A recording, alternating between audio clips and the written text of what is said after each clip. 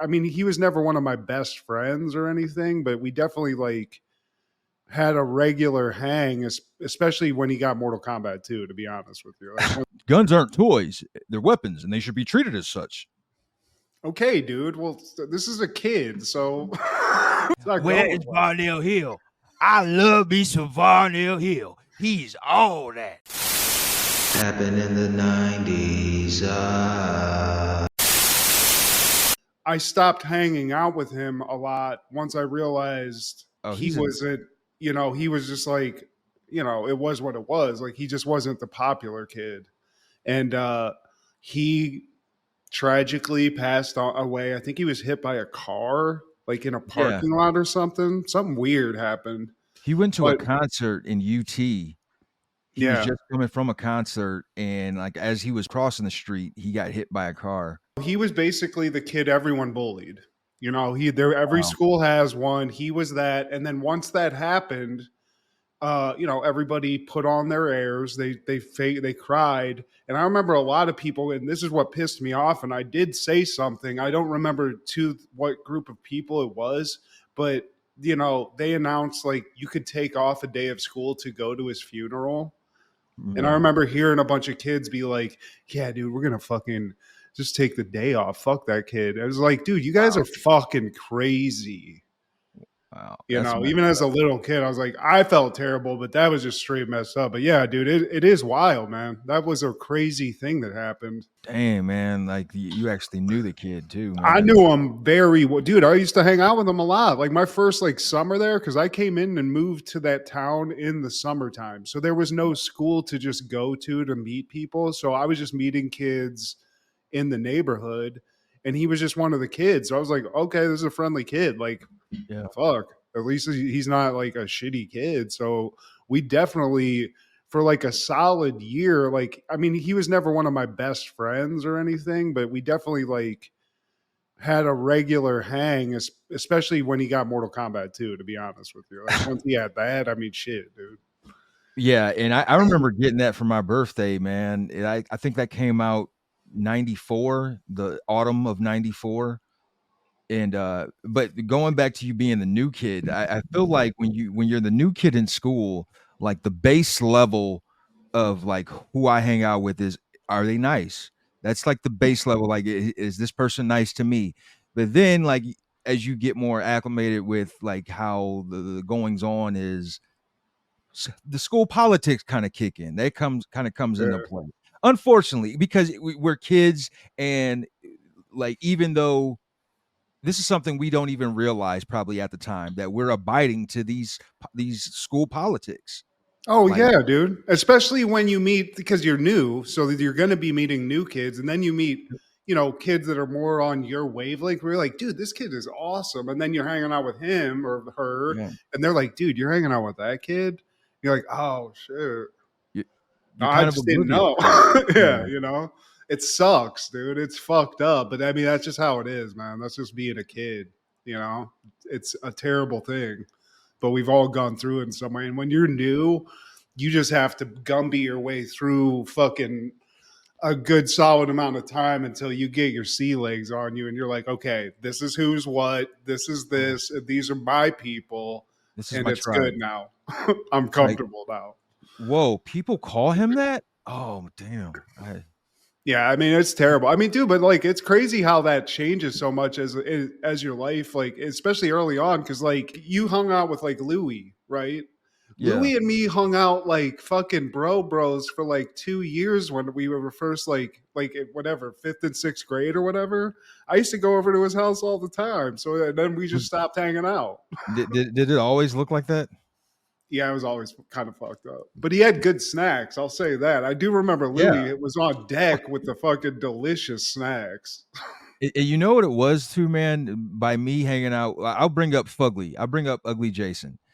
I was becoming more conscious about that like whole politic thing and how things are in like sex, and you have this group. It's like, man, this person's nice to me, man. I'm going to defy all of that, and like, man, you guys are calling them this and that, man. Like, hey, man, be kind. That's where I have my grandmother's heart, Matt. Hell yeah, dude! I think Like, that's a good thing. It can burn you, though. It can definitely it can burn you. because, as we know, you know this motherfucker. Yeah. Like I that's somebody like, yeah, I should have like never done that, man.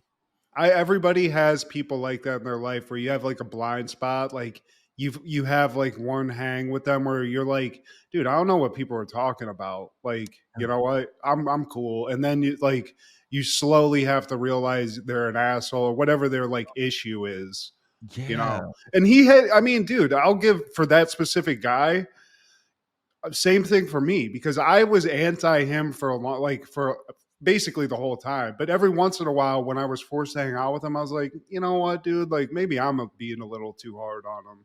But then he'd open his mouth like 40 minutes later. I'd be like, you know what? I'm gonna flip back to what I was saying and fuck this guy. I gotta go. Never again. Yeah, I fool me 8 times. Shame on me, I guess. I don't. I'll take that, man. And it's like, dude, now if I sense anything that's fugly Jason like nope. Like it's high and by with you. Nope, we can't kick it. We can't. Nope. Like I don't have a number. I don't have a phone. I'm off grid. I'm sorry. I'm off the I grid, have some man. really extreme beliefs, but this has been Yeah. great. But other than that, yeah, hell yeah, dude.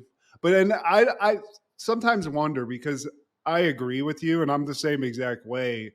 And I feel like as I've gotten older, the time that somebody has to ingratiate themselves with me and basically not fuck it up is gotten so. I mean, the window is like just cracked, Steve. I mean, Yeah, there's man. not that big of a space, and I don't know if that's a good thing or not. I mean, that's based off of No, experience, it's a obviously. I great mean, thing. that's yeah, It's a great thing. It's saving you so much grief, Matt. Like yeah. you Gen Zers, this is free game from Unc Matt and Unc Steve. Like, hey, like that person that they're calling an idiot, it's for a reason. Like 12, 25, maybe hell, hundreds of people can't be wrong. If there's a common if there's a common denominator, they're all calling him or her this person, this thing. Well, it's like, well, man, you got to close your heart sometimes and open up your ears.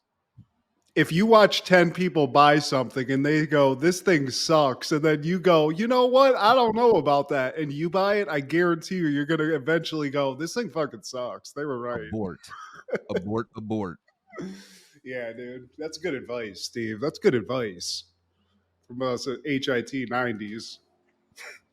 Take it from us, kids. Knowing is Yeah. half the battle. Thank you.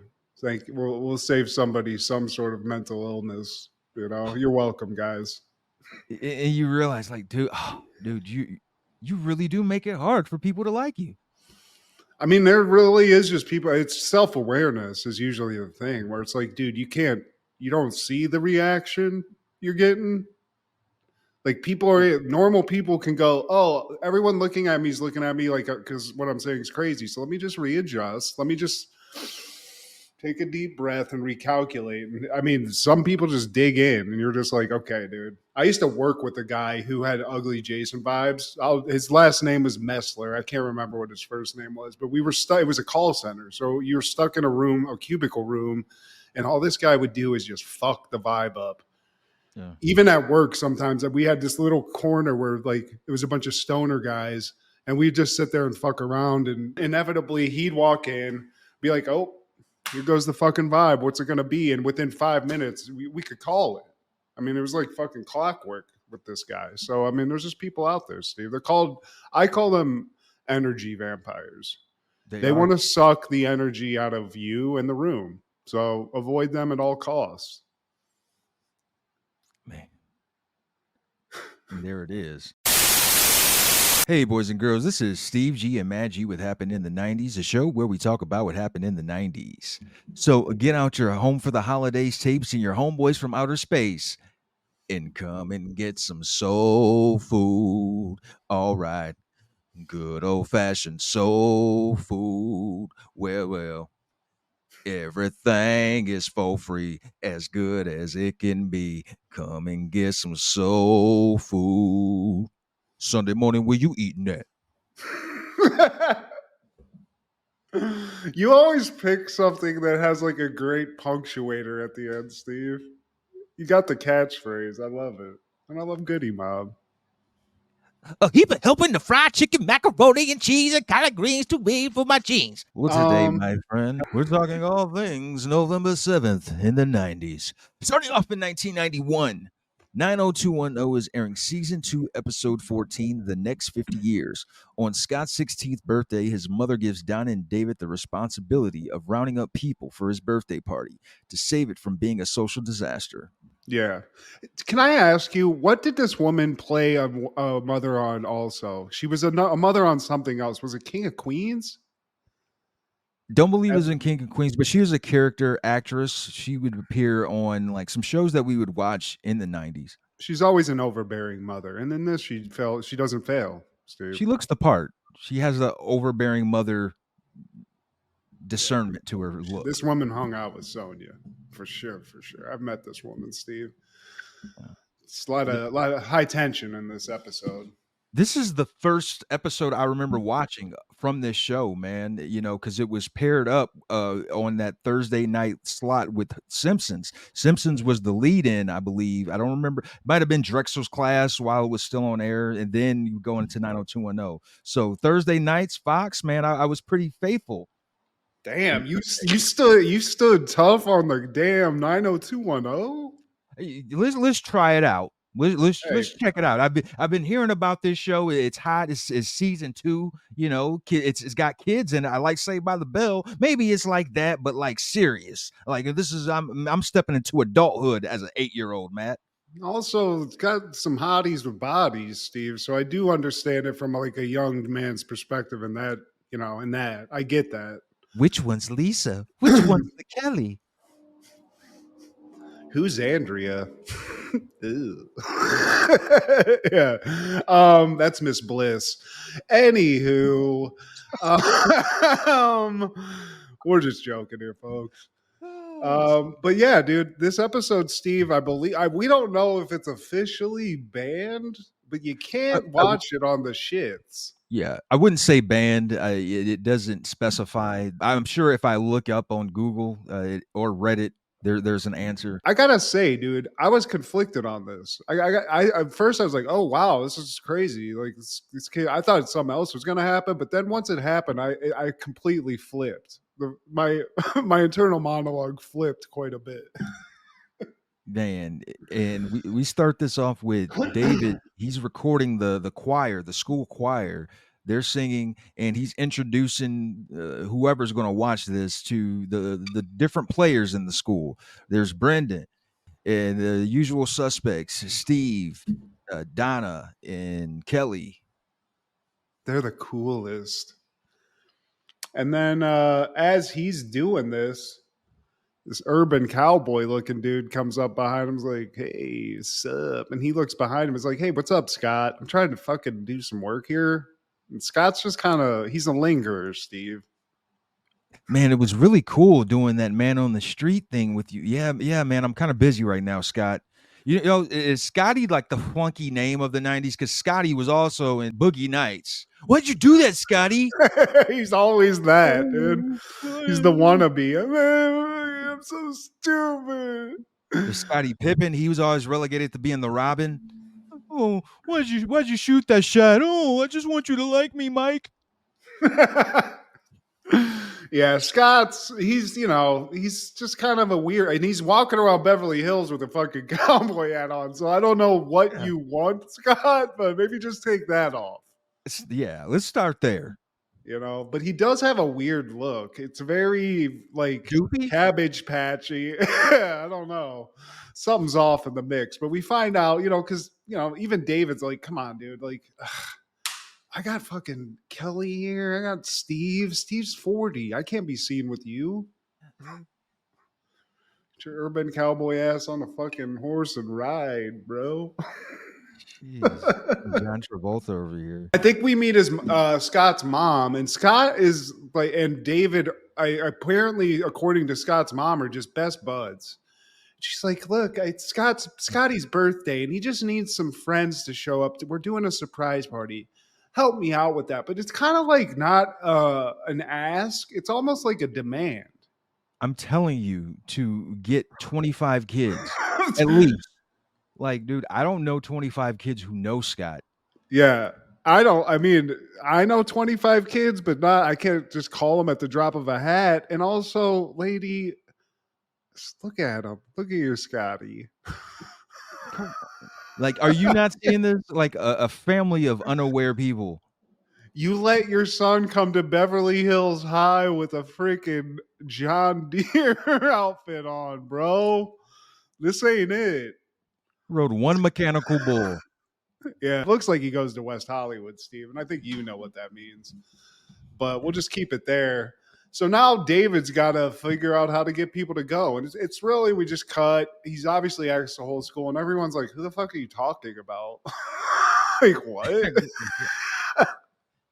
Wait, you mean the kid with the fucking rodeo hat on? Hell no. He has his old girlfriend from the 5th grade, and like, first of all, don't go around telling people that. You used to date him in 5th grade. Come on.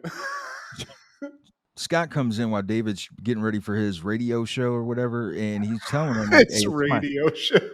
Yeah, I guess it's kind of like how Bayside had a radio show, but he's like, it's my B-day tomorrow. I'm going out for dinner, and if you want to stop by later, it's like, man, I'm gonna be busy that day. Yeah, I got the order fucked up. So yeah, David's like, yeah, dude, I'm cool, dude. I actually have some plans that day, but enjoy Ponderosa with your parents. That's gonna be a blasty. But you cut back to everybody else. They're like, man, for the 8th time, no. Dylan's going to be in Baja. Dude, I got this blonde hottie ready to fucking blow me right now. I can't do this. I think Steve says maybe next year, maybe never. Dude, Steve's a straight fucking asshole. Like he's always a cunt in this show. But I respect it for this, knowing what I like from my experience dealing with the Scotts of the world, the ugly Jasons. Like Steve's so right. This Steve is right. I should have listened to you, Steve. I mean, you're right about that, but there becomes a point in this episode where it goes a little over the top, but we'll get there. So eventually, I guess all the annoyance, all the badgering, at least David got through to some of the 90210 crew because we cut to the party. Everyone's inside. It's just a bunch of kids. Apparently they've taken Scotty out to dinner. This house is full of just random younger kids, which this is sad. This is not what you want to see. This is like the brothers' friends. And I think some of these are Scott's like current friends because as you see, some of them are dweebs. They're sitting there with their party hats on, playing their Konami games. You hear the little. I used to love those though. That little Ninja Turtle joint. Yeah. Also, Larry Bird versus Michael Jordan. That was the one. Oh, I love that, man. I feel like freshman year is the separation point. Like you kind of like 8th grade things that were cool. Well, and then there's some more separation points throughout high school, but there's definitely one from middle school to high school. Well, I mean, I'm just from the standpoint of somebody in high school, if you go to a party for them and you show up and it's just a bunch of younger kids and then just like 2 weirdos, the vibe's completely fucked, Steve. So, even Scott's mom's now really throwing the fucking pressure. She's like, I thought where are all the kids? David, where are the kids? Like, yeah, like she's so demanding. Okay, Ghislaine, what the fuck is going on here? This is Epstein. Yeah. Where are the fucking kids, David? I said there was going to be 25 kids here. They're going to kill us. So they're waiting. They're waiting for Scotty to show up, and they think Scotty's about to show up, but it's actually the 90210 crew, and they ruined the surprise on them. And it's like 4 of them because I think Brendan and his little hot to trot chick, whatever her name is, Ice Spice or whatever, she's out there. They come later, but they ruin the surprise. I just said that. I don't know why. But at least there's some contemporary, even older kids at this party now. It's not just a snooze fest. It freshens up the room, man. And like we also cut to Scott's dad real quick. He's like brandishing his gun. He's not brandishing it. He's like, cleaning it off or whatever. And he's saying to somebody, it's guns aren't toys. They're weapons and they should be treated as such. Okay, dude. Well, this is a kid. So Why do you have it out? Hey, you guys like this Colt 45? It's a weird vibe, and his dad is just very. I don't like his dad, Steve. Something's going on with his dad. Yeah. Something's weird's going on. Why do you have the gun anyway? But then Brandon shows up with what I'm gonna call Tank Girl because I can't remember her name, and Emily Valentine. oh, Emily. Brandon and Emily show up, and they basically do ruin the surprise. They're there, and then Scott shows up, and he's like, "Oh, hey guys, what's up?" And then it's then it's just a party. It is what it is. I think don't they try to do the surprise, Steve? At first, they're like, "Yeah, we're just out walking the dog," and he's like, "What dog?" And then eventually, And then Brandon's like, "This broad right here, dude. You know what I'm talking about?" I always thought she looked like a white T-Boz. Like people say that like black folks, we have like white cousins, like who are There you go. Yeah, and I feel like that Emily Valentine and T-Boz. I could see that. She's not. I mean, she looks great, Steve, like you said, but I don't know. I picture Brandon with more of a Kelly Kapowski, and like I said, this is a tank girl. She looks like she could throw a punch for sure. For sure. What was the guy that always wore cut off denim like that he played on the football team at Bayside? His name like Buzz or Bull or something like that. That's who Emily. I see Emily being with her, Brandon being with Kelly. I like that. I like that for both of them. But so now the party's going, and it's just David's trying, but it's just not going well, Steve. He's trying to amp up the energy. The mom's constantly up his ass. Scotty's got this weird energy about him that nobody really wants to be near him. Not even his mom, really, because she's just all over David. Because I think what really is happening here is she wants David to be her son and not Scotty. Pretty much, man. And Scott overhears David talking about him because he's like, "Man, you think these people would be here for Scott? Like nobody could stand the dude. His fucking breath stinks. Do you know he collects dog shit and calls them pets? Do you know that? Nobody likes this guy. And Scott's literally right behind him. Steve. Damn it, David. Your peripherals are not up to par. You could hear him breathing. Yeah, God, dude. The back of your neck. Like, meanwhile, Scott's mom's being a major bitch. Oh, David didn't bring any friends. They ruined the surprise. He didn't even bring any presents. Like, bitch, do something. Be a mom. What am I supposed to do? I'm a kid here. David's like, you know what? I got it. We're going to teach Scott how to dance. And he starts like getting everybody in the mood, getting everybody going. The older kids start kind of like grinding a little bit, which is kind of a weird vibe. But then David's like, yo, ladies, help my studly friend out and teach him how to dance, which I do like as a wingman. He's trying. He's trying. Also, he probably feels guilty that not 5 minutes ago, he's like, dude, like 2 weeks ago, he shit himself in school.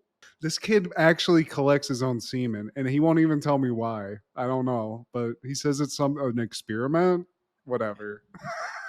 He's always complaining about these spots on his shirt that won't go away. He's that kid that just shows up with his fucking... Hey, Scott, you got a giant jizz stain on that black shirt. What's that on your cowboy hat, Scotty?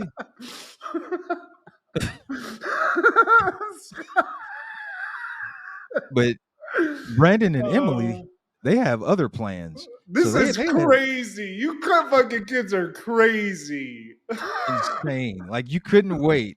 Like, hey guys, we gotta go to the bathroom. I'd be like, hey, no. If I owned the house, I'd be like, no, not at all. This is technically a kid's party too. There's like 8-year-olds running around. But hey, fuck it. They go up to a room and just start getting to business. Steve start getting into a real hot and heavy makeout sesh. And what we find out is they're doing it on Scotty's brother's bed. And Scotty's mom walks in on him and they're like, oh. And I mean, they get kicked out of the kids' party for fucking finger fucking in a bed. Steve? Yeah. Oh. And Scott's little brother sees this. So Like He's into it. Scott's little brother's into it though. He's like, I've never seen this before. so now, you know, the mom is already being a bitch, but now she's just being a complete wet blanket. And now it's also cock blocking, Steve. I mean, what more can this woman do wrong? You And know? as Steve and the rest of they're seeing Brandon leaving, it's like, man, if you're out of here, we're out of here. Yeah, fuck this. I'm out ski. Yeah. Steve's trying to get laid too. You know, he's always on the prowl. He's going to throw one at the mom until she turned him down. Yeah, so they leave, and now it's time for cake. And you know they don't have a lighter, so Scott goes up to his dad's office and looks for a lighter, and he's toying around in the drawer, and he sees the gun, and he pulls his dad's gun out, and right when he does that, David comes in, and I can light a candle with this, right? David's like, yo, what are you doing? And Scott, in what can only be described as the most feminine use of a firearm possible, is like, check me out. And he starts twirling it like Doc Holliday in Tombstone, Steve. I mean, what the fuck, dude? This isn't proper gun safety. I'd just like to say, Steve, I'd like to take a moment. This is not right. This image is embedded in my head, man. Like the dude twirls the gun and the shit just goes off, man. David's like, no! And that was his Ricky moment. Ricky! And then you just hear heartbeats, Steve. And we don't know what happened immediately. We just know the gun went off. But cut to the next day, Steve. Scott's dead, okay? And I miss my Uncle Charles, y'all. He's gone. And David saw the whole fucking thing. He was right there. I mean, like, what? I would just not go to. I'd be like, I need full like A's the rest of the year. I just saw my boy just straight shoot Awesome. himself in the guts. Like, friend or not, like I just saw that. Like, I think David is 15 at the time, so. And he was being shitty as hell to this guy that just he now is in the ground. So that can't feel great. We cut to the memorial, and you know, no one knew this guy. And this is what we were talking about at the beginning. No one knew this dude. No one cared about this guy. But there's a bunch of people at this funeral. Brenda is like, I can't believe we were dancing with him a couple days ago, and now he's gone. Everyone's very contemplative, Steve. And Dylan's just like, I don't want to be a jerk, but I don't know who this Scott guy is. He was the guy in your tech class last year. Oh my God, that guy? Oh shit. That's not gnarly at all. And then that girl that dated Scott in the 5th grade shows up, and she's like, I just stopped. We just cut off communication in 6th grade, and after that, I just once the cowboy hat came on, I just disavowed all knowledge, and I feel terrible. And Donna's the rock in this episode, Steve. She's the one that's like, "Are you okay?" Shout out to Donna. Donna is actually, she's a real mention this episode. She's usually the fucking one. Her and Steve are like the tag team fucking champions of assholeness in the show. But yeah, she's doing some due diligence in this one. I think it's mostly because she's got a thing for David, you know? Yeah, that becomes a thing, man. And another thing is Andrea's thing for Brandon. She's deep in her feels bag because she sees Brandon is just like distracted. He's just head over heels for his Emily boo. Yeah, every time she looks over, they're staring at each other, and she's like, God, I miss that cock, you bitch. She just, you can tell there's some fucking tension there, but she's turning her sexual tension / sadness into just an aggressiveness at going at this story. This cover story for Scott.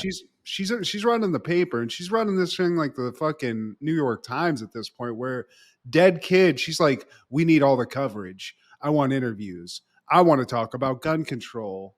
And Brandon's like, I don't know if we should use this as like a platform for that as much as we should probably just be paying tribute to Scott, you know? And Andrew's just a tenacious journalist, Steve. Like an attorney after a car crash. She's the Marcia Clark of Beverly Hills High. And David's at the funeral and he tells Donna he had a dream that he was at Pearl Harbor. He was at Pearl Harbor the night it got bombed. He was digging a hole for a time capsule that they briefly mentioned a time capsule at the beginning of the episode. So they're digging a hole for that in the 40s. But when they dig that hole, he hits a fucking casket, Steve. And when he opens it up, you think it's going to be fucking Scotty. That's what he thought. But it was him. It's like Empire Strikes Back, dude. It's when like Luke fucking goes into that cave. It was him the whole fucking time, bro. And as he's saying that, Scott's mom pops up again and she's ready to introduce David. You might be onto something. Maybe she did want him as a substitute son because she's just trying to welcome him in and like introduce him to the rest of the family. You know David, don't you? He's best friends with Scott. Oh, they've been friends for their whole life. They're the bestest of friends.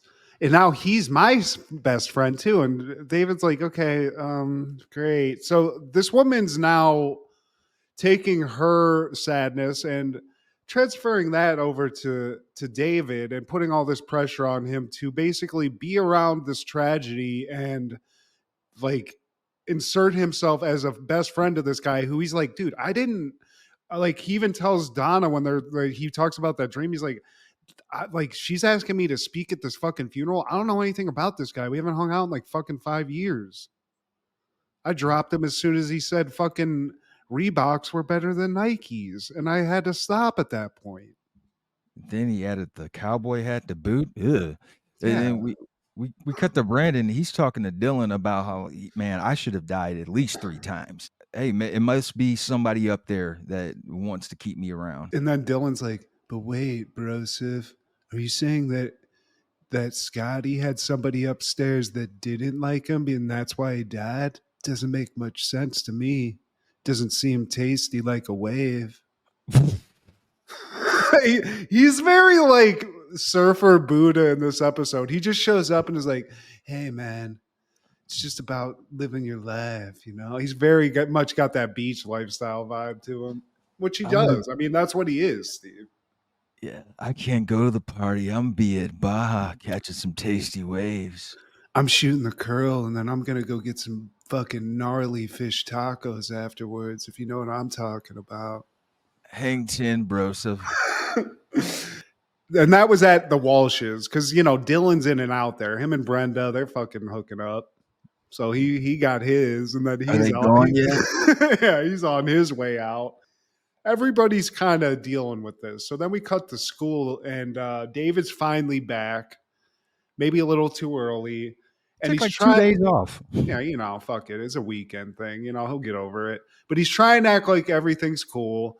He's playing it off. We all do this. You know, you're like, I'm good, dude. I'm fine, dude. And then inside you're like, oh my fucking God. Because everyone's like, dude, are you okay? I hate this. I straight up hate this too. I get it. But, you know, he's not taking it well. And then this is where I say Steve goes from maybe right and righteous person to a complete fucking psychopath because he's like, hey, David, know everything. I don't know this has been tough, but like, did you see the gun go off? Was there a lot of blood, dude? And it's like, dude, what the fuck, dude? Were his guts on the floor? Did you hear that like sound that people make whenever they die? Did you see his soul? Did you see? He's like, dude, I don't know, guy. But Did he turn purple?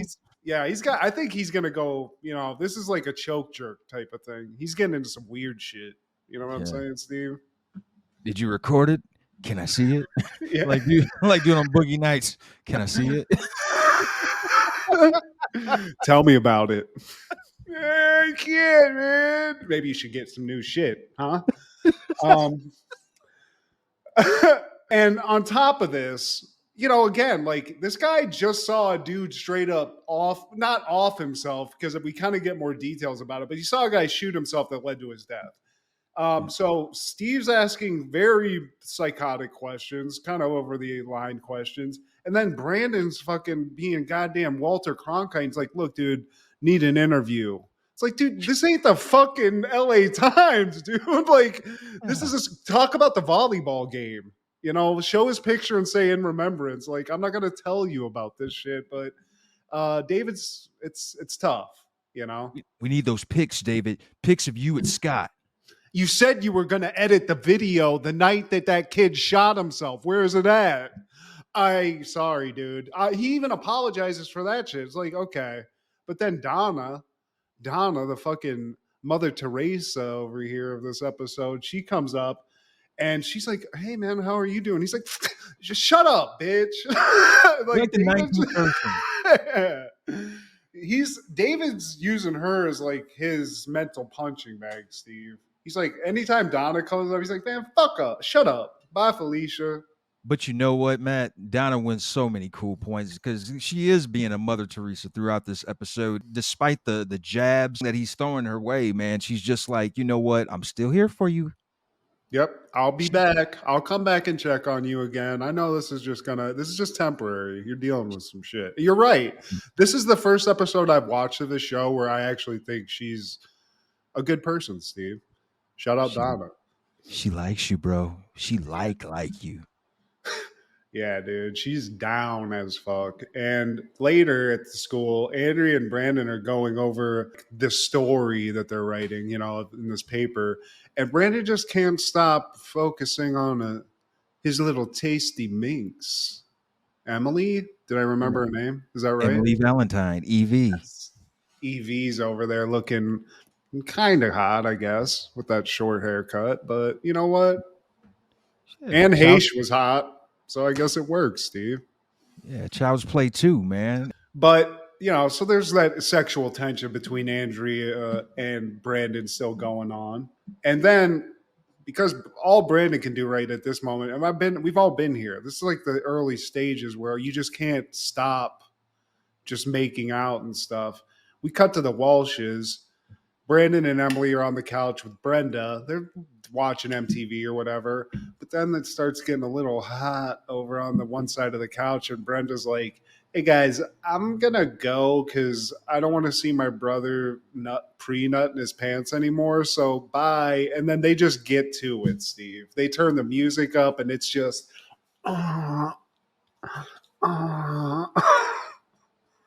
There's at least one thing I want to do before I die. This is the one, Steve.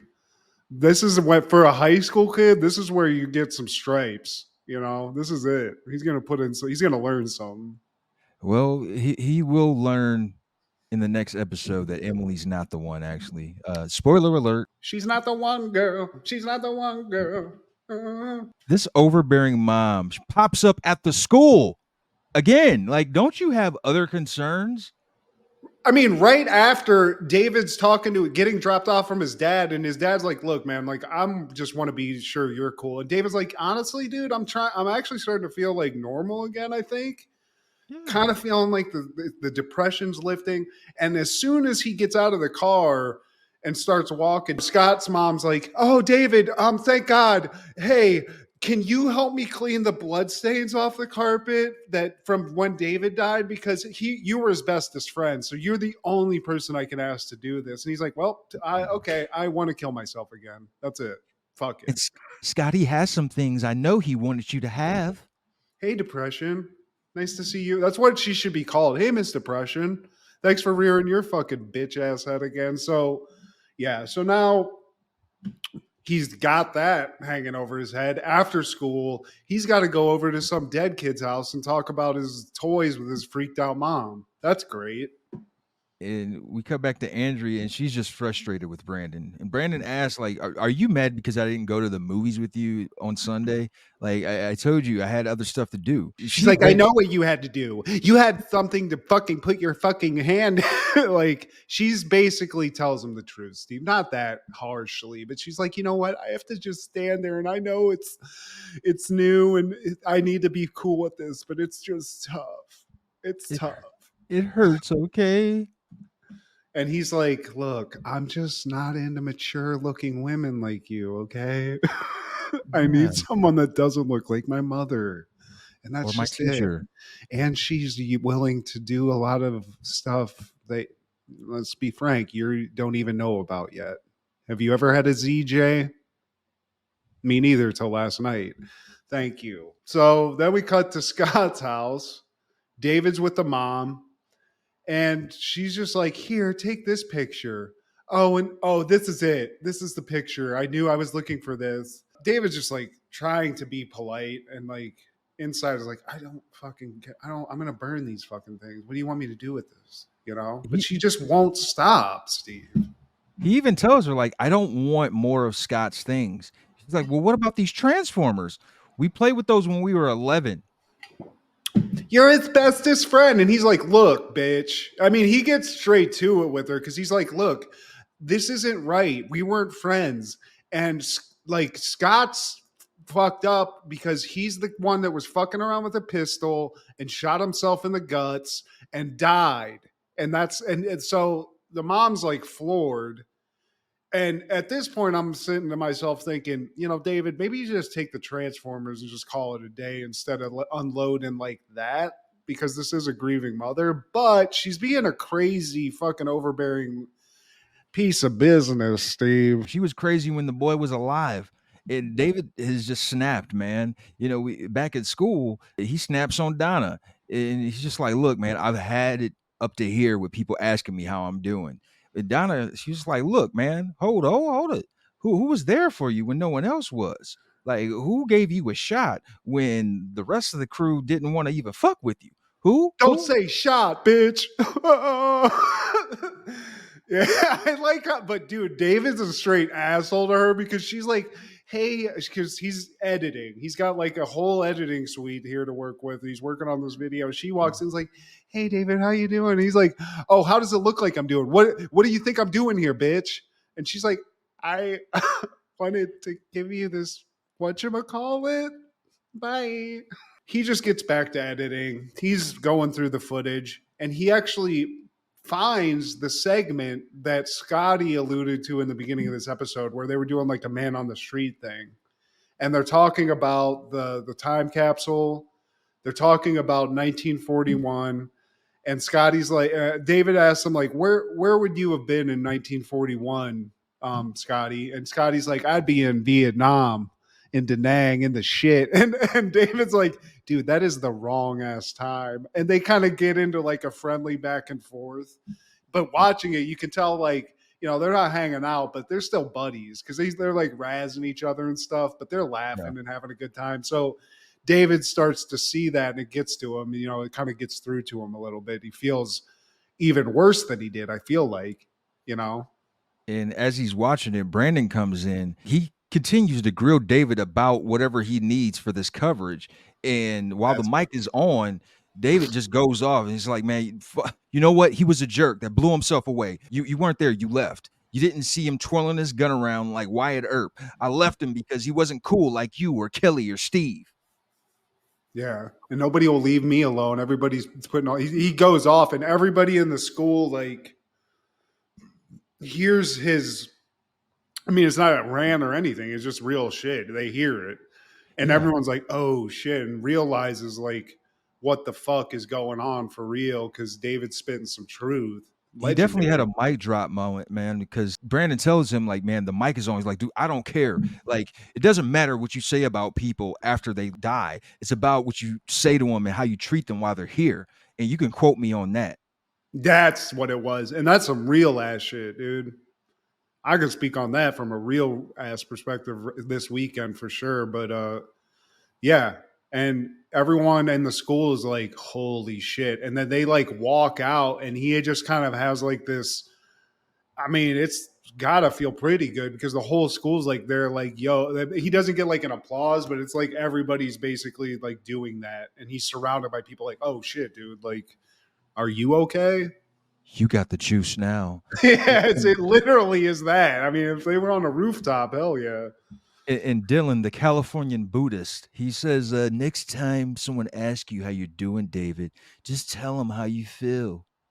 Do it, man. Be honest, bro. Cephos. I'm like Socrates and shit. Yeah. Later, David shows up after all this. We cut to like the outside of Scotty's house, and David shows up with a tape that he promised Scotty's mom that he was going to get to her, which I'm assuming is like stuff, like footage of her son. He's like, I know you might not want to watch this now, but like I'm pretty sure that when you do want to watch it, you're going to be happy you have this because it's, I'm really, and he does apologize. He's like, I'm truly sorry for this, and I think they just kind of settle it. And the mom is very much cool now. She's not the overbearing, crazy woman. And maybe it's because she's sort of dealing with her problems, Steve. Yeah. Those prescriptions work. And the episode ends with them putting together that time capsule. Yep. And now it's the Scott Scanlon Memorial Time Capsule, Steve. So they've got all the stuff, the normal stuff you put in a time capsule. Now it's time for the personal stuff. First on the list is a hard copy and a floppy disk copy of the memorial article that Andrea wrote in Scott's memory. So that can be kept for all time until you can't use a floppy disk, which is 2024. Sorry, guys. And then everybody else starts adding stuff. Steve, as a douche, throws in a Corvette keychain because, of course, he has that. What a douchey thing. Dylan throws in a little bit of surfboard wax, bro, because it's nothing tastier than a wave, bro. He says something. What does he say? Fuck. He says something fucking douchey as hell. Yeah, but of course he throws surfboard wax in a fucking time capsule. Surfboard wax. And then David, he adds, what could he add that would be powerful? He adds that cowboy hat, Steve. Pew, pew, pew, pew. In the ground where it belongs. And then now there's only one thing left to honor this kid's memories, Steve. Some sparklers. Yeah. This one's for you, Scott.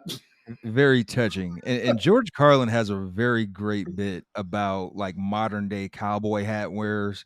Oh man, I think it was from like his early 90s bits, man.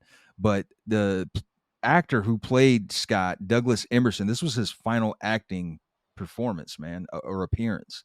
He was a child actor. He was in an episode of Mr. Belvedere. Do you remember Small Wonder with the little robot Vicky? Yeah, he was on an episode of that. But after this, he was like, yeah, it's a wrap, man. Scott died, and so did my acting career. That bullet killed more than just the character Scott, Steve. Tonight, the gang at West Beverly lose one of their own. A kid that wears a cowboy hat and leers in the background that you've never seen. Also in 1991, Silk Stockings debuts on CBS. Cassie St. John and Tom Ryan are the new duo in town. It is now their job to catch the killers of Palm Beach. See, here's the thing, Steve. When you said Silk Stockings, I was picturing something on USA that I'm pretty sure was just like some sort of like softcore porno that they censored. Well, it was on USA. It went from CBS to USA. They did so one of those. CBS made a show that I tried to beat off to as a child. Yeah, I didn't know this, man. 8 seasons, 176 episodes, and I remember they would like pair this up like next to Raw, if I'm not mistaken. It would either be before or after. Yeah. And throughout the whole 8 seasons, I found a way to avoid any episode. Yeah, I told you in the phone conversation, I think I just tried to like stick with it because there was sexiness at the beginning. There was like a nice sexy leg. It looked like you might see like half a titty, but it just never got me to where I needed to be, You really had to use your imagination with Silk Stockings because they aired it on USA. They're not going to give you much to work with, man. Yeah, I mean, but at that point in time, I was also watching scrambled pornography where I was using just sound to as like the source. So we were just out there, Steve. We were like the pioneers of beating off in a way where we were just really forced to use our imaginations and the limited resources that we had at the time. Sears catalogs, yeah, those might suffice. But yeah, But this was paired up with it was Silk Stockings, La Femme Nikita, and like Raw were like near each other in some way. yeah, I just don't know what preceded or what came after, man. And all episodes are available on Peacock. And I started to watch the pilot, and I didn't know Ben Vereen was in this. So that's another notable name. He was in 11 episodes, and maybe that's what he was doing before he started truck driving and avoiding his son Will. Was he? I was gonna say, was he a deadbeat dad in Silk Stockings? Because Maybe he son of a lost his bitch. job. Yeah, I think he lost his job there in where was it supposed to be, in Palm Beach, and then he started truck driving, got his CDL. He had a couple of tawdry affairs in Palm Beach, and then had to start some long haul trucking. Somebody who probably didn't watch this softest of softcore porn is probably NBA superstar Magic Johnson, because in a nationally televised press conference, he announces that he is HIV positive and is retiring from the Los Angeles Lakers, effective immediately. Um, this was the beginning of my NBA watching, my NBA fandom, if you will. I couldn't wait to see these stars playing, man. Like, I've heard this name, Magic Johnson. I get to watch him. Oh man, he's got a press conference. Oh, he's not playing anymore. What's HIV, Mom? What is that? What's a AIDS? Yeah. Yeah, it was a wild time, man. I remember this, and like, I remember that, like the Olympic diver. Greg Louganis? Yeah, there was like all that, Or and it no? was basically like the general. I think you're right about that. I think it was Greg Louganis. But it was just like a weird. It's not now where it was just like, obviously now it's a way different. It's really not that. It's not a death sentence like it was back in the day, but it was just generally like people would announce it. There would be a decent amount of people that were just like supportive and like, we're gonna, he's gonna get through this, and then like a lot of America was like, ew. Like, man, that's fuck. It was basically Danny DeVito in It's Always Sunny. Like, dude. Like, that was like half of America. Yeah, even Karl Malone's pedo ass. Because when Magic Johnson was selected for the Dream Team, I believe Karl Malone was one of the vocal people that was like, man, I don't know if I want to play with dude. It's like, meanwhile, people should be worried about you, Karl Malone. But it's good to have friends in high places, because his good friend Arsenio would welcome him onto his show that next day, that following Monday night, to talk more in depth about it, man. And I think this enlightened the masses, man, not just us kids, man, but like even adults. They weren't aware of like how this comes about, and like how do you treat it and all of that. Fast forward to 2024, and he's the owner of the World Series champs, man. So shout out to Magic and the LA Dodgers. That's a team I never had a problem with. They didn't win enough times in my lifetime to be hateful of them like I do the Yanks. But yeah, man. Like Kanye said, you can do anything if Magic made it. Oh, Hell yeah, dude. But that was I think everybody thought he was like going to die within years, And you're yeah. right about it kind of changing the perception of the disease, because I think before that it was widely thought of as like, this is a gay disease. Some gay dudes get. That's the only way to get it. If you get it, you're gay. And you had to get through all that shit. But I mean, there's a lot of people that got it and died after he got it. But this dude, I mean, he looks great. He's winning in all ways. I mean, you said about the owning the team, but I mean, damn, dude, he's owning. What doesn't he own? He owns so many kinds of businesses and shit. He has like movie theaters and fucking all that kinds of shit. In 1993, Martin is airing Hollywood Swingin' Part 1. Frustrated with his lack of success, Martin quits his job to try his luck in Hollywood. Oh, man. Season 2 Hollywood again. swinging, dude. This is right up there with the last episode we saw, dude. Because Tommy Davidson puts on the performance of a lifetime in this, and that's saying something. And we've been leaving this character out, man. We've talked about Martin. We talk about Chris Farley. We talk about Jim Carrey. But damn it, Tommy Davidson is an unspoken hero, man. And that's one of the reasons why this show exists, man, to highlight, to put the spotlight on greatness, man, especially in comedy. And he's one of the greats when it comes to this physical comedy. Physical comedy. He's the total package, dude. He's the Lex Luger of this shit because he's definitely physically, I would say, like, he's up there with Jim Carrey as one of the best. But like in this one, he ain't doing a lot of physical. It's like just him being funny, doing like the singing and just like the general vibe. It's not, he can just put on a hilarious comedic performance. Was he in what's that Spike Lee movie called? Bamboozled? Was that him? Was he in that? I feel like he was. I know Damon Wayans was. Wasn't he the guy that did the show with Savion Glover? He was his buddy. Yeah, I think. I'm just saying that. I'm just painting that because I think I haven't seen him do a lot of like dramatic work, but I bet he'd be good at that too. And if you listen to him talk on like podcasts now, he's kind of a deep dude. He's like a really kind of like he has like a crazy kind of cool way of thinking. He seems pretty fucking chill. He's seen a lot, man. Yeah, for sure. I mean, and he's definitely been a part of like a lot of greatness. And so like, I mean, even the bit parts he played. Remember, he was in fucking Ace Ventura 2, and like he was in it for like 5 seconds. It was crazy. It's memorable. But it's memorable, and that's where the physical, like that's all he had. He didn't even say any actual words really. But it's just great to see him. And did you miss me? Gives a pretty lady and sign an autograph is the Varnell Mantan shaboing boing. And Sammy Davis Jr. Yeah, dude. Hey, babe. Shaboing boing. Yeah. So we started off. We're in Martin's apartment, and we find out that Gina got a raise. She got a promotion, Steve. Shit is going good. And you know what's even better? Pam got her old job, so she got a raise too. So ducats. Buckshot's got a raise. Got a raise.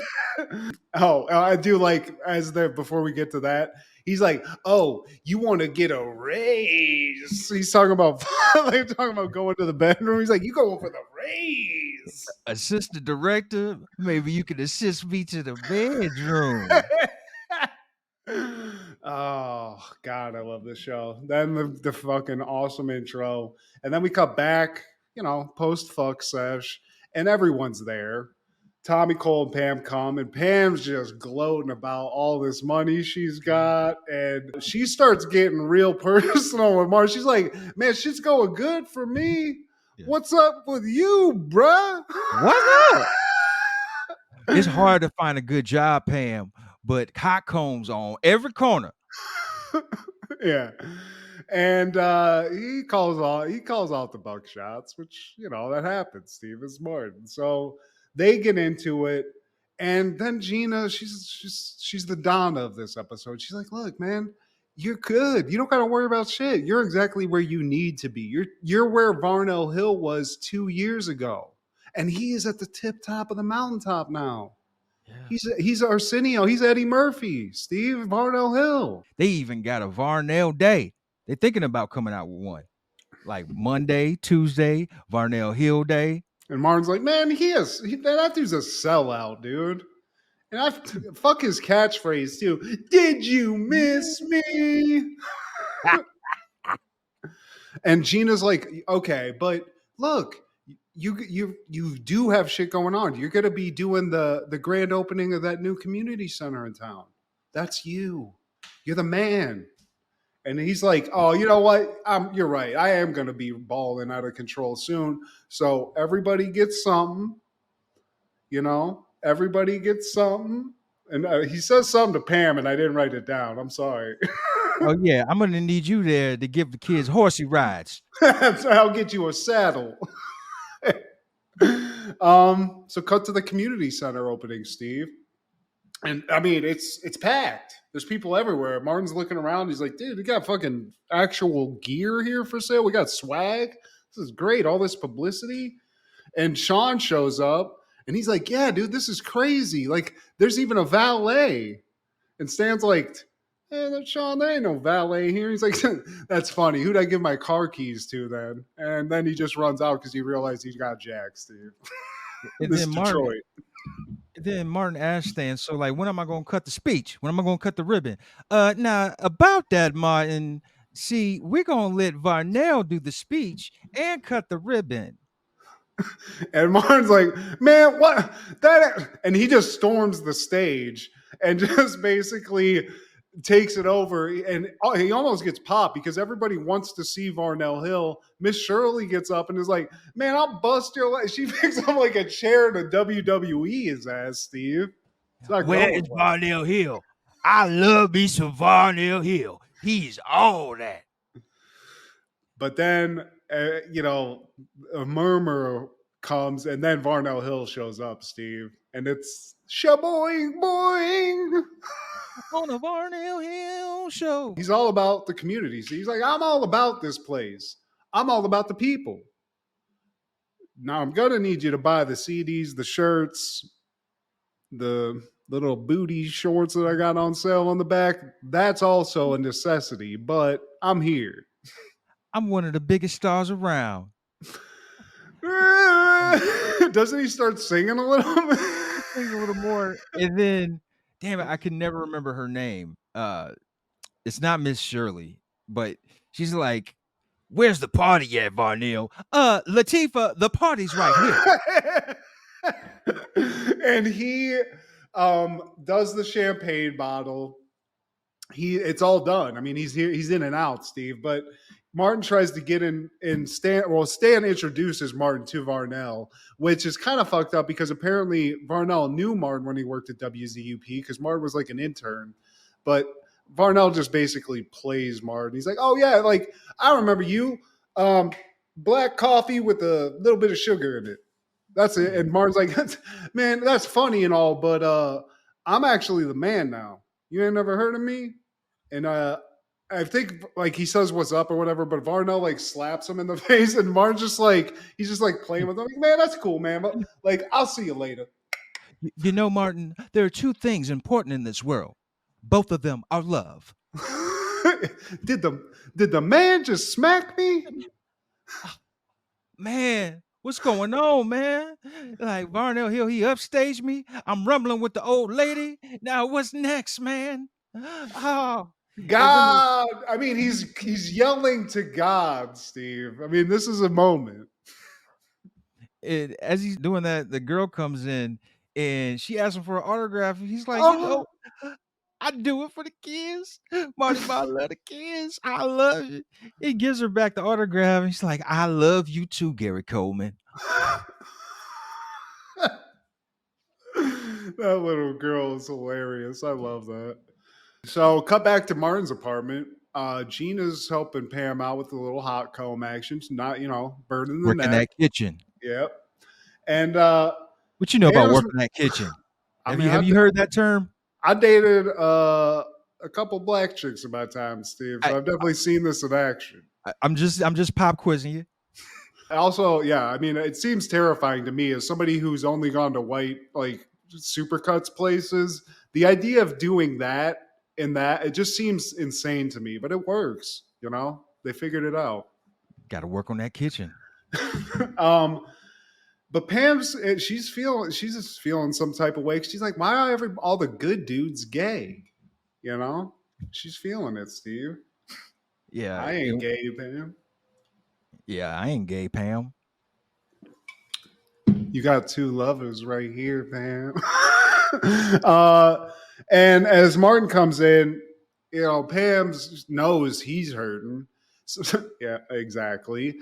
And but she's doing what any petty person would do when somebody's hurting. She's being very loud about her success while Martin's in the living room 5 feet away, just wallowing in his sorrows about his awful prospects in life, I guess. While they're doing that, Tommy comes in. He's like, I just found $50. Damn, life is good. Anybody could have found this, Martin, but I found it. And Martin had just walked by that door, Steve, so he could have, everything's going bad for him. It's just all to paint that picture. But then Cole walks in because the luck's not stopping. Cole comes in. He's got fucking 5 tickets to anywhere, Steve, in the United States. But there's a stipulation. They have to call themselves the Weinbergs. And Tommy, he's the Danish nanny, Uda. So now it's like, these are real tickets. So where the fuck are we going to go? So that whole discussion starts, you know? Pam's like, we need to go to Hawaii. And Cole's like, what? And she's like, oh yeah, Hawaii is in America, isn't it? It's like Cole is just fucking stupid. We gonna go down south and get back at some rednecks. Yeah. But and another stipulation of this is they have to use these tickets within 3 weeks. So there's no time. Like wherever they're going to go, they got to figure it out and they got to do it or else it's done. Cole, like, what we gonna do? Like, I can't put in a notice that quick. And then, ironically, Tommy, the guy with no job, he comes up with the idea like, oh, Uda just coming out with a cold. Got that Hawaiian flu. 3 weeks. And everybody's in on it. So then Martin's like, you guys are fucking liars. You guys need to be ashamed of yourself. You should be happy with your jobs. Fucking lying, getting out of it, going to Hawaii. I'm not even going to go. It's like, damn, dude. Fucking enjoy your life. Hands are like, I didn't know you were feeling that bad. But who cares? And to make matters worse, Steve, cut the WZUP. Martin has to interview Varnell on air. You know, he's face to face. Did you miss me? Yeah, we missed you. That's why I had to cut the commercial short. Because I didn't want the fans calling in like, oh, where's Varnell? We missed him. That's good, man. That's good. Varnell's all about it now, and he's loving it. But what's weird is every time Martin says something funny or just does something funny, he's like, let me write that down real quick. What'd you say again? How do you spell that? It's like, man, what the fuck? Carlos Mencia? What the fuck is this?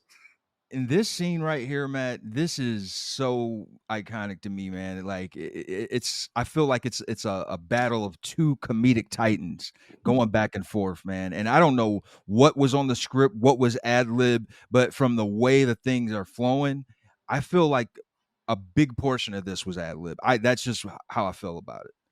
I mean, for a solid maybe a minute, Martin's trying not to laugh. Like they both almost crack, but Martin has to like look away for a significant amount of time while Tommy Davidson is just put on a show. Like a fan calls in and she's just like in awe of Varnell. Like, oh my God, you're just the greatest person ever. Well, you know, I do it for the children. Bounce them on their knees. Bounce them on their knees and raise their children. Man, Johnny Gill should sign you, man. My. I like that when I think it's that lady calls in, Martin's like she's talking to Varnell or says hi to Varnell, and Martin's like, hold up a second. You know what? I'm the host of the show. You gotta respect. You calling my show? Yeah. Oh, hi, Martin. Anyway, so Varnell. And then you know, Varnell's putting on a show. He's getting the accolades. He's bred it up. So Martin starts trying to dig in a little bit on there. He's like, come on, man, let me hear the real deal. What kind of car are you driving? Oh, I'm not driving anymore. Oh, you're not driving. Oh, I actually have a limo. Yeah, Mercedes limo. You got a big house? You got acres? You got acres? Actually, we own half the county. Had Larry Bird shooting. We had a backcourt and everything. You know that McDonald's commercial where it's him and Michael Jordan shooting? That was in my basketball court. Oh, damn. And it just keeps getting worse, Steve. He's got investments. He's got accolades. He's got acres. We find out he's like, you got a pool? And Varnell's like, you got me, man. I don't got a pool. He's like, don't got a damn pool. This motherfucker ain't got a pool. He's like, actually, we got a lake. He's like, and we got us catfish. Delicious. Catfish is perfect. And that's All right. Lay it to the side. Red beans and gravy. I ain't too lazy. And that's where Martin's is starting to lose it badly, dude. You know, he can't take it. He's like, you know what? We got to cut the commercial. And then he's just like, looks at Varnell and he's like, look, man, I'm where you used to be. You got to tell me how to get to where I want the catfish, man. I want the yams, man. How can I get to the yams? So Varnell won't really pony up any useful information. So at this point, Martin just he's like, man, give me the yam. Pookie, I think, is the name of the giant man that Snooki? Varnell, yeah, Snooky. Snooky comes, alleviates the issue. And then we cut to later. The tension's all gone. Martin and Varnell are buddies again. And Martin's like, yo, man, like, I had you on my show. When can I be on your show? And you could tell, like, Varnell's like, but he's like, so when are you going to be in Hollywood, man? And Martin's like, I don't know. I can't. And he's like, Damn. damn. If you were in Hollywood, you'd be on my show. I real. Yeah, man. Ill, man. Anyway, I got to go. Call me if you ever get to LA. Pookie, there's people in between me and my car. Fix it. And then Stan comes in. He's like, Martin, I got this promotional idea I was telling you about. And then he brings out a G string. He's like, dude, you want me to put on these orange drawers with the ass out? Man, as long as I'm your manager, you will be a rump shaker. That's a great stand, Steve. That's the best stand. But Martin's like, you know what, Stan? You can kiss my ass. And as he's walking out, he turns around. He's like, will you miss me? We cut to Martin's house. Everyone's like waiting to go to Hawaii. They have the gear on. They're even drinking out of coconuts or whatever. And Martin comes in. He's like, look, shit's off. We're going to LA. I'm going on the Varnell Hill. I'm going on the show. Shaboing, boing. And that's where this episode stops, Steve. I love how quick you can change your itinerary in the 90s. Yeah. I mean, shit, dude. You can go in as the fucking, what were they called? The Weisenheimers, and have a Gunter. Like, where are the IDs at? Are they just showing a fucking ticket? I don't remember this level of flight, Steve. I don't think I flew until 1998, Steve. I think that was the first actual flight I ever took. 94 for me. I don't remember the security at that point, but yeah, dude, Martin's on his way to Hollywood. And the episode, are we doing the second one? It all depends on what the plans are for, you know. Man, the second one's a banger, dude, because Martin gets in it with Michael Jackson. Tommy almost maybe gets into a questionable relationship with a man or woman. We don't know. Burt Reynolds is there. What do you do? Reruns there, Steve? Jodeci. How many times have I asked you to come to my house? A lot.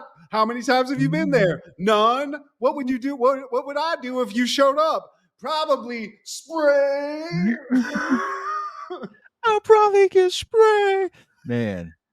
But yeah, dude, that season 2 is just, it's the new dope. Hotter than cocaine, man. I gotta get another episode, man. Got to. In 1995, Coolio would release Gangsta's Paradise, and man, I wouldn't be surprised if this album went diamond. Just off the song alone. It has to. Tell me why are we so blind to see? I remember buying this in 7th grade, man, and the album starts off with Ghetto Highlights, which is the same song he performed on Duckman for that one episode. Oh, hell yeah. Damn, that's a nice fucking deep cut, Steve. Like, outside of the title track, the album is dope, man, from beginning to end. He also has that remake of Kool and the Gang, Too Hot, Too Hot, Too Hot Ladies. Got to run the shelter and only, like, man, listen to Coolio. That was actually his I think second single off of this album, man. But yeah, dude, shout out to Coolio, man. R.I.P. to a real legend. And you know, LV, he killed that hook, man. It was just one of those songs, dude. It made a fucking movie good. Dangerous Minds would have sucked ass if it wasn't for this song. And I can't even explain that. But if it didn't make me interested in the movie, I would never have watched that movie, Steve. I can't think of any other example of a song like selling a movie that was so undeserving. Yeah. Like, Michelle Pfeiffer as a thugged out teacher. and I This should fucked have with been, Michelle you know Pfeiffer, what this but song should have been a part of? The movie The Substitute, where the teacher just goes in and kills all the drug dealers in the high school. Remember that movie? Tom Berenger. Yep. Or 187 with Well, Samuel I L. was about to Jackson. say, yeah, I like that better. That movie's fucking crazy, though. Yeah. That movie's Yeah. insane. But yeah, dude, you're right. I mean, this has to be one of the most influential songs for a movie ever. This and Regulators for Above the Rim. Okay. I just associate that song. Maybe it wasn't like released with the movie as much, but yeah, this definitely made that movie. Dangerous Minds, you would have had a significant drop in viewership if they didn't have this song. I'll just say that. You could probably say the same for Bodyguard with Whitney Houston's song too. Definitely. Just wasn't my straight vibe, but definitely that's up there. And the Celine Dion song for Titanic. People would still watch Titanic though. I think. Like, do you think the song is a big part of? Oh, you're right. You're right. It's just very popular. But you're probably right about that. They didn't need that song.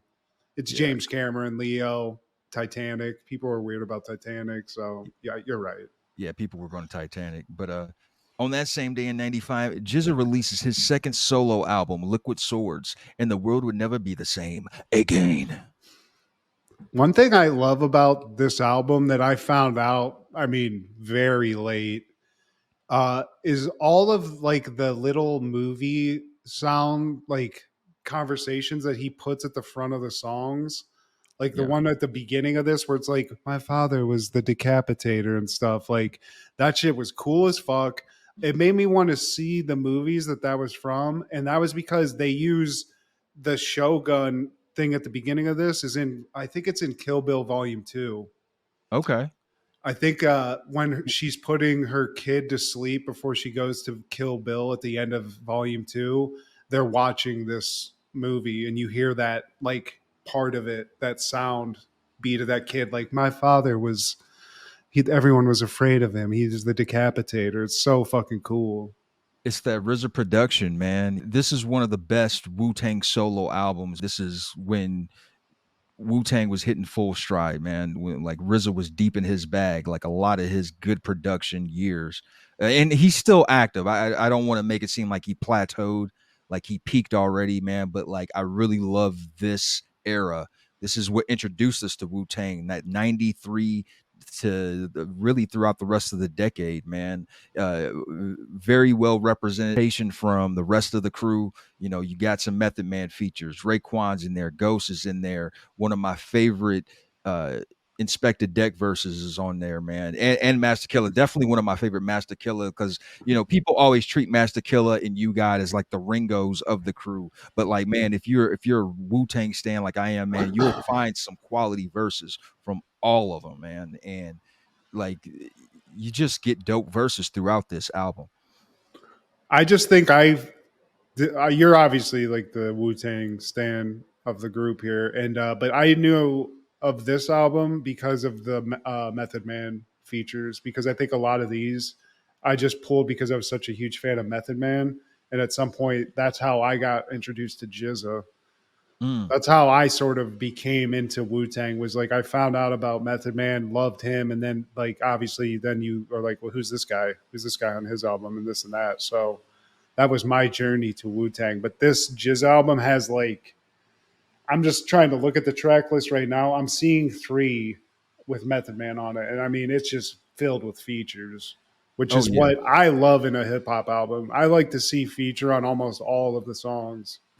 And this is also like one of the dopest album covers, in my opinion, man. It's very comic book. Like you would have thought Stan Lee put this together, man. Hell yeah. It's got a dude with like a crazy knife to this guy. It's very cool. It's very like, yeah, it is very comic booky. And Liquid Swords, I don't know why, but that sounds badass. Yeah, man. Wu-Tang forever, man. Also in '95, Goody Mob releases Soul Food. And I didn't own this. I remember like borrowing this from somebody, man. It might have been like my mom's boyfriend at the time. But yeah, dude, this is It's got Soul Food, the title track, and Cell Therapy, which I think was the first release from the album. Who's that peeking in my window? Pow, nobody now. Doom, doom, doom, doom. It's so it's kind of like it's a soulful album, Steve. Like it's got a lot of like, and this was produced by what is the Organized Noise? Isn't that what No, the label is called? No. Organized. No, is it? I know the Dungeon Family. That's like the unofficial name of the whole collective. Outcast, Goody Mob, Killer Mike, and some other. I think Future's Okay. a part of that. I brought that up for some reason. I thought that, but That's the producer. I guess that's the production team. Yeah, Organized Noise. My bad. You were right. My bad, man. yeah, but I do like I love Sleepy Brown. I love everyone loves Outcast.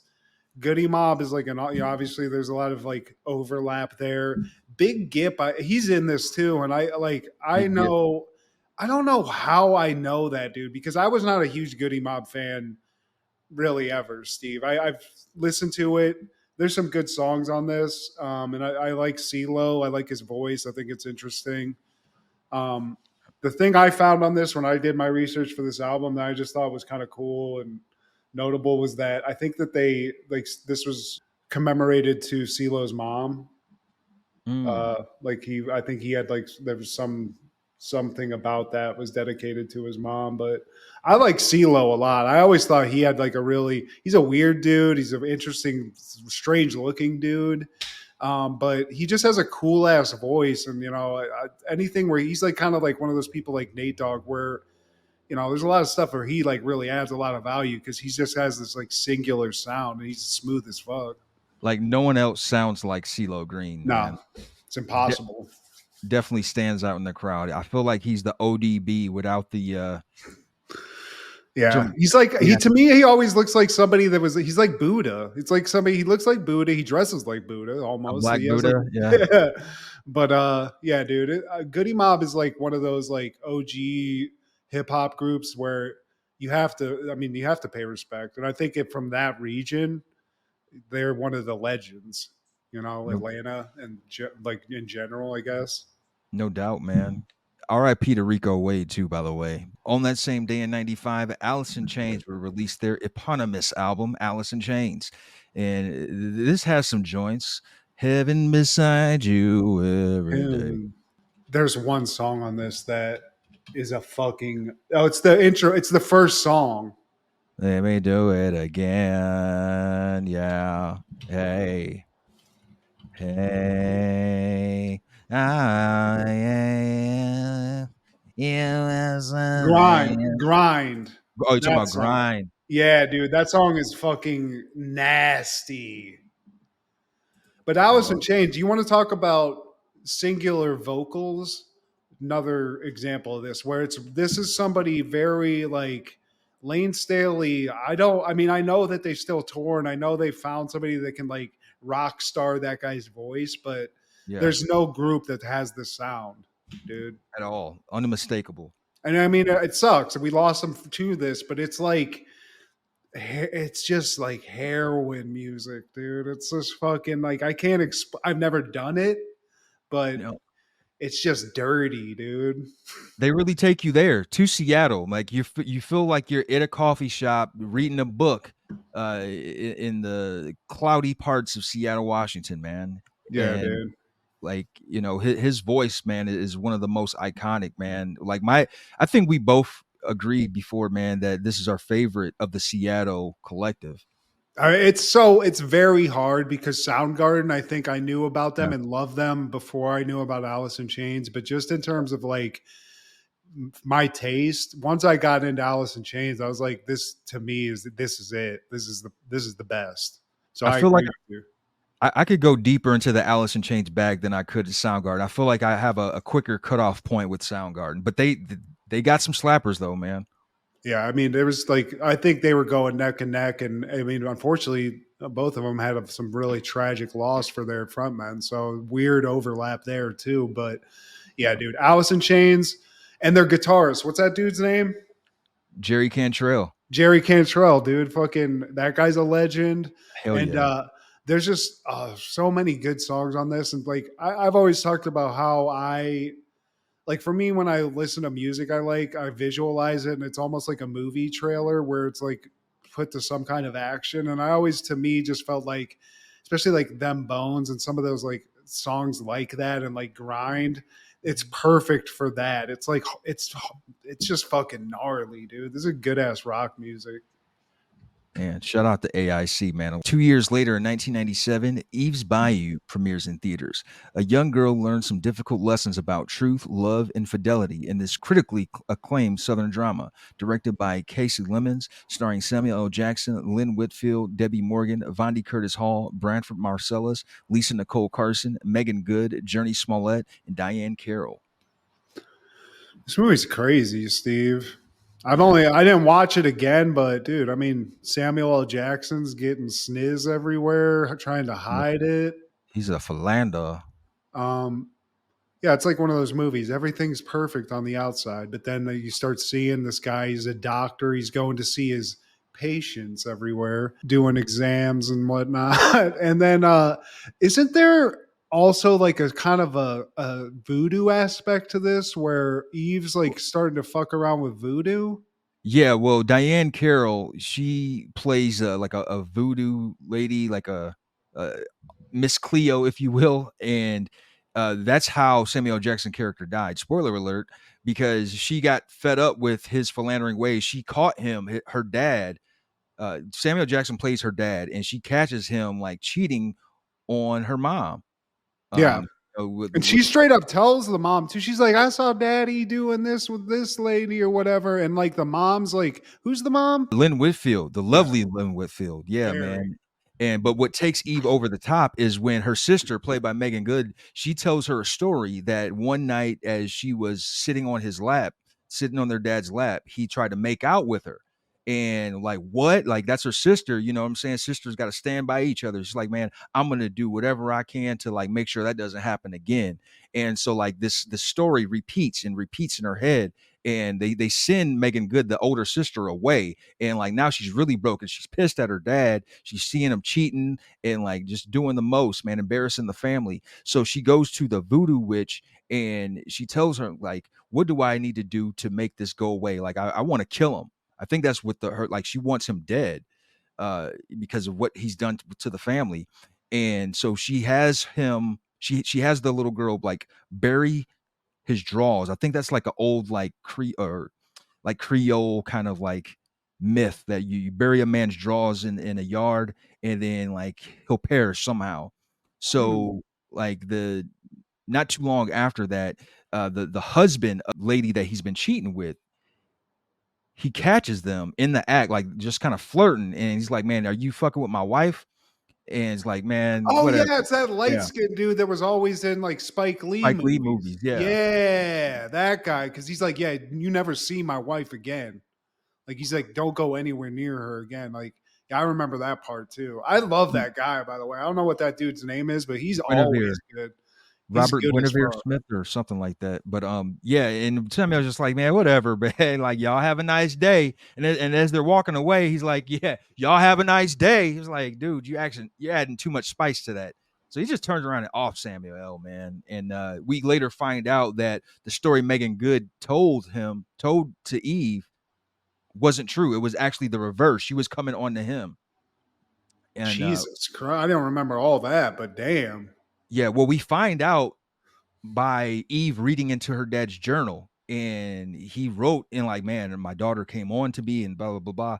And so now Eve feels a certain way, but like it ends with I can't say a happy ending, because at least Megan Good and her sister, they're back together and they discover like they have like those voodoo kind of powers. But shout out to Journey Smollett. For a child, she fucking owned this role, man, and she should have been nominated. Like not just for the NAACP shits that they only give the black people. Like she should have been nominated. They nominated that one girl for the piano. I remember, like the little girl in like 93, 94. I can't call her name, but it's like, man, like beautiful women throughout this, the older ones and the new. Like Diane Carroll, she was she predates Pam Grier. She was like the black hottie of Hollywood before Pam Grier. And man, even in her older years, she was fine, man. She plays the voodoo witch, Lynn Whitfield, thin line between love and hate.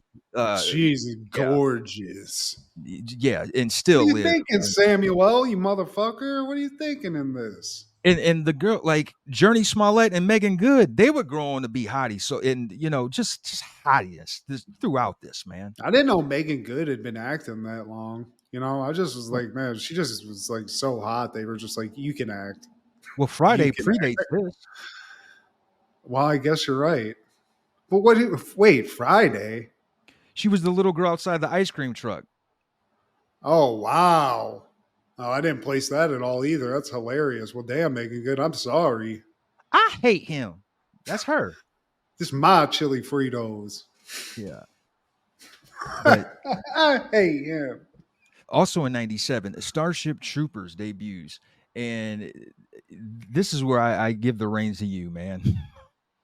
I like this movie. I always like this movie. It's got a weird vibe. It's got a style to it. It's cheesy as fuck, but it's meant to be that, It's what, see, my thing is, you know me at this point, man. You don't like this shit. I didn't expect you to like it. But I will say this to anyone who doesn't like this movie, put yourself, if you didn't live back then, you have to put yourself back there. So for one, the special effects in this movie are good for that time period. They look good. So that's what initially brought it to me. But I just dug that it was like set up almost like The Dirty Dozen, like one of those old school like war movies where it's Okay. cheesy as fuck. They have all this like fake propaganda in it, stylized to like, which is, I mean, hilarious too. That what they do to show it's kind of like jokey, but the acting's over the top. But the acting, there's some real motherfuckers in this movie. I think Powers Booth is in this movie. Clancy Brown is in this movie, who's one of like the bad guys in Shawshank. He's Casper actually Van Dien. Casper Van Dien's in And it. A couple of hotties are in it too. The one that was in Wild Things, Denise Richards is in this. This was one of her first movies. Doogie Howser's in this. He's up in this. Neil Patrick Harris. What's his fucking face? Michael Ironside from Total Recall. Michael Ironside is who I was thinking of. Jake Busey, Gary Busey's son's in this. And I apologize, Starship Troopers, for not doing my typical premise. I just forgot to take the notes. No, I told, but I'm saying that I think that if you ask a lot of people, especially back then, they didn't like this movie and they said it sucked. And I think it was because they were like thinking the acting was off or whatever, but it's meant to kind of be cheesy to get you to that certain time. And then they have all like the funny fake propaganda stuff. So it's almost like it's not an action comedy, but there's comedic shit throughout it. There's a lot of funny stuff. Anything Star Wars, Trek, Ship Troopers, I feel like I have a whole genre just like blocked in my mental, man. I would suggest going back and watch, because they made a bunch of these and they like really jumped the shark. But the first one, if you could just get over, like put yourself in it, just accept that it's a little over the top. I think you'd enjoy it. It's pretty fucking funny. It's not my thing, man. Maybe if it was on Earth, like when you go into space and stuff, it's like even as a kid, it just can never be my thing. They killed Earth. We can't have it on Earth. The bugs killed it. That just killed any possibility of me watching it. Then, man, like I just I think of sci-fi stuff, I immediately think of characters that are like, oh, the Galactagons are coming to take over the Derptidars. I mean, this is heavy with that too, for sure. But there's some fun. There's one moment in this that it's inappropriate to laugh at, but they're going through like boot camp and they're using fake guns. And there's this big meathead in this movie, and it was a guy who was always a meathead and everything. You'd have to look it up, but it's hilarious unintentionally where the guns go from being like not killing people, it's like lasers, to actual bullets. He trips and just like gets his head blown off, and Michael Ironside's like, "God damn it!" And it's the most hilarious fucking thing, dude. But I get it. You don't like sci-fi, you're not gonna like this movie, but guys, take it from a fucking somebody who likes sci-fi. The shit's fine. It's good. It's not like fucking mind blowing. It's not groundbreaking, but it's it's got style. It's got some cool ass action. And it's got fucking Casper Van Dien and Denise Richards getting hot and heavy, Steve. And I know you like that. I do like Denise Richards, man. My opinion shouldn't count when it comes to sci-fi shit. But any callbacks, honorable mentions, or takeaways? I mean, dude, I just gotta shout out Martin again because we keep watching it, but it's like this. We could just do Martin, and every episode could be about it, and I'd never get sick of it, dude. Ever. Yeah, I love it so much. This season, especially, man. I mean, like it's just they really threw everything, kitchen sink and all. The dude is a fuck. I just feel like we're getting old. You know, like this is happening. So like these things that we love, there's people now that walk this earth that really have no knowledge of Martin. The guy from Bad Boys or some shit like that, which I hate when I hear shit like that. But it's just like, go back, watch this, watch him in the 90s, watch You So Crazy. Def Comedy Jam when he was the host for. Like, it's so good. I mean, he's one of the legends, dude. I feel like he's like at least at some point needs to be talked about in the same way you hear people talk about like Richard Pryor and stuff. Like he's definitely has to be at that level. I would think. I mean, maybe I'm wrong, but I think so. At his best, I feel like he's right there. Just like we don't have a lot to go off of with Richard Pryor later in life because he deteriorated so bad. You know. Yeah. And all I got, man, is in 1991, Cheers is airing Where Have All the Floorboards Gone? And this is the one that has a cameo from Kevin McHale. Wow. Yeah, he comes in and like I guess he's there for a favor. He gives Norm a jacket, a Celtics jacket, like, he knew how big of a fan he was. And they fall into this discussion of like how many panels are in that floor. I don't know if you remember the old Boston Garden where they had these very unique parquet they had a parquet floors, I guess, man. And the argument was like, how many panels are there and how many bolts are there? So the next game Kevin McHale has, he sucks because he's so concerned. It becomes this whole mind fuck about like him like looking down at the panels. He's counting them like before the game, after the game, and like he's calling the bar like late night. Like, man, I still don't know. Like, did you get the number? And it's a good episode, man. But that's hilarious. Please like, share, subscribe, and comment. Please tell your sister, so there's problems in your life. That's all right. I don't mind. I'm just see-through, baby. Super jaded.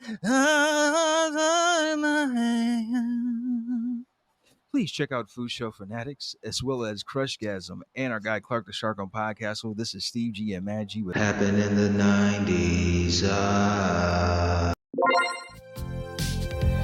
Matt was the fat kid, Steve was the flat kid. Life wasn't always great, but you know what was? The 90s. Happened in the 90s. Yeah! Did you miss me? Kiss a pretty lady.